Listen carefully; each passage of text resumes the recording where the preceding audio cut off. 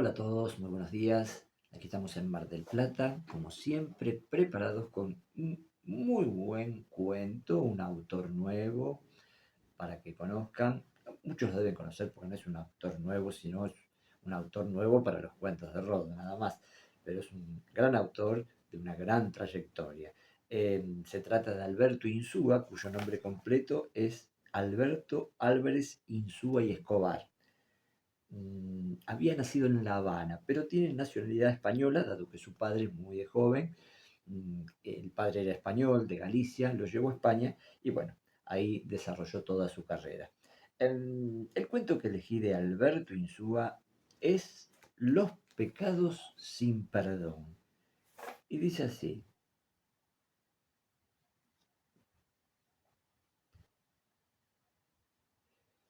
el padre Clarencio, de la orden seráfica, fue amigo mío, después de su ex claustro. Cuando yo lo conocí, era un hombre de 50 años, de apostura aristocrática y perfil imperioso. Vestía siempre de negro, largos chaqués o entalladas levitas. Era altísimo y se encorvaba un poco al andar. Tenía una hermosa cabellera rubia, unos ojos claros y acerados y unas manos estrechas que parecían de marfil. Vivía solo, sin criados, en un piso de una casa muy antigua de París, frente al Sena. Su casa era elegante y misteriosa, como él. Muebles de época, tapices admirables, cuadros y estampas de alto mérito, cerámica primorosa, libros raros y bibelots que revelaban el secreto de algún viaje a las honduras del Extremo Oriente. Una casa original y sobre todo una casa fría. El padre Clarencio era insensible a los rigores del invierno, aumentados en su casa por las brumas y la humedad del Sena. El fuego le inspiraba una verdadera aversión.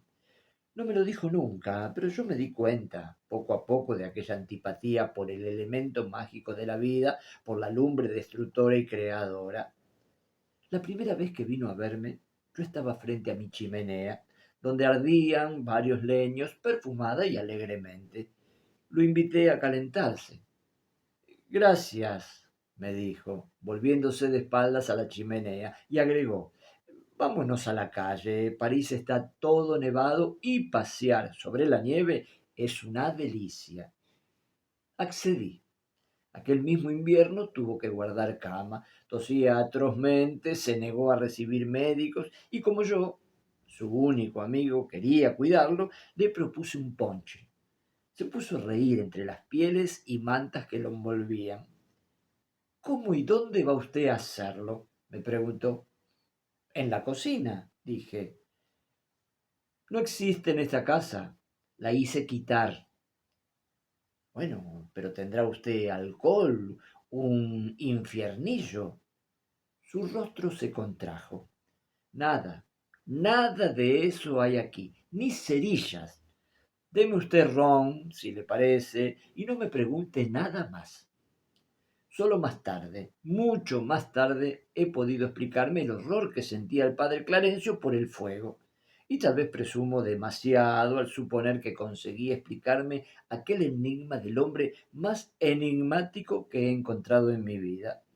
En realidad, en el padre Clarencio todo resultaba inexplicable. La vocación arrolladora que tenía por el claustro, las causas de su ruptura con la iglesia, su modo de vivir y de pensar. Todo en él es ambiguo y contradictorio. Ciertas frases y ciertos actos de su vida permiten concederle un alma franciscana y un corazón angelical. Sin embargo, otros actos y otras frases autorizan a considerarlo como un ser infernal. Yo le he oído hablar de los misterios del más allá con una fiebre mística contagiosa. Y también le he oído burlarse de los mismos misterios en forma volteriana. Por otra parte, en algunas ocasiones me ha parecido un genio. En otras me he preguntado si su cerebro no era el de un hombre inferior. He comprobado, sucesiva o simultáneamente, que era escéptico y crédulo, fatalista y supersticioso, generoso y mezquino, suave y violento. En realidad no lo comprendí nunca.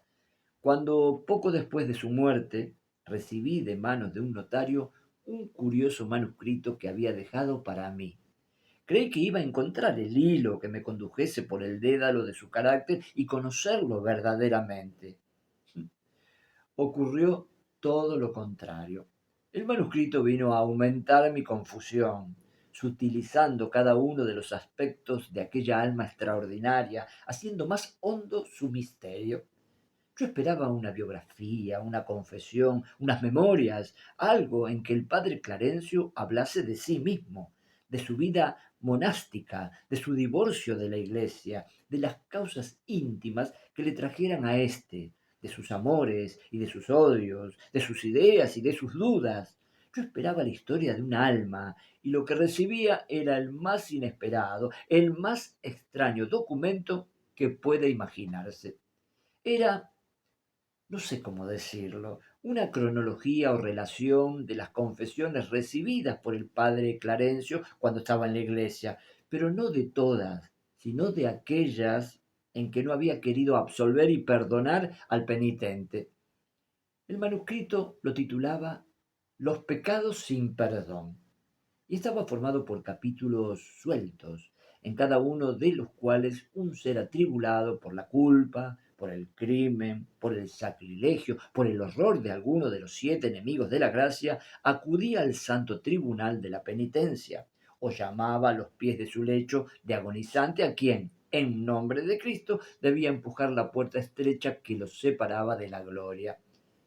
Impenetrable e inflexible, el padre Clarencio no absolvía, bien dejando morir al penitente sin pronunciar las palabras de salvación, o bien transformando la frase que borra los pecados en una sentencia condenatoria, bien afirmando con rigor calvinista la ausencia absoluta de gracia en que había nacido el pecador y excitándolo de este modo a más graves y reiteradas culpas.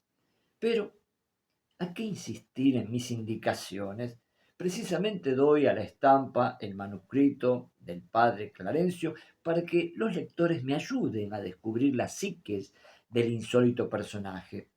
Releyendo por cuarta o quinta vez los pecados sin perdón, las hipótesis y los comentarios afluyen a mi pluma. He decidido reservarlos para el final. Los que sigan estas páginas podrán aprobarlos o rebatirlos, entonces con algún conocimiento del hombre que los inspira. Mas no se olvide que el alma del padre Clarencio se parece a esos paisajes del desierto creados por el espejismo. Cuando el caminante cree penetrar en un oasis o aproximarse al mar, una mutación de la luz le prueba lo falaz de su esperanza y la llanura vuelve a presentarse a sus ojos, ardiente, fascinante, homicida. Aquí termina el cuento de este muy buen autor, Alberto Insúa, Los pecados sin perdón. Está para analizarlo, para volverlo a escuchar. Bueno, espero que les haya gustado. Les mando un beso enorme para todos desde aquí, desde Mar del Plata, Argentina. Y mañana, viernes, como siempre, vamos a cerrar la semana con un nuevo cuento. Un gran abrazo para todos y hasta mañana.